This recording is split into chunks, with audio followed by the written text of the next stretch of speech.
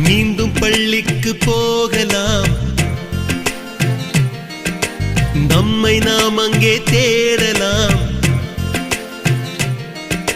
Slate குச்சி கடன் வாங்கலாம், ஸ்லேட்டில் பேர் எழுதி பார்க்கலாம். கொட்டு வச்ச வாத்தியாரை தொட்டு வணங்கலாம். முட்டி போட்டு நின்ன இடத்தை முத்தம் கொடுக்கலாம்.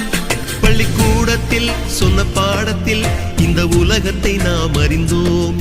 அன்னை மடியென நம்மை தாங்கிய இந்த பள்ளியை ஏன் மறந்தோம்? மீண்டும் பள்ளிக்கு போகலாம், நம்மை நாம் அங்கே தேடலாம்.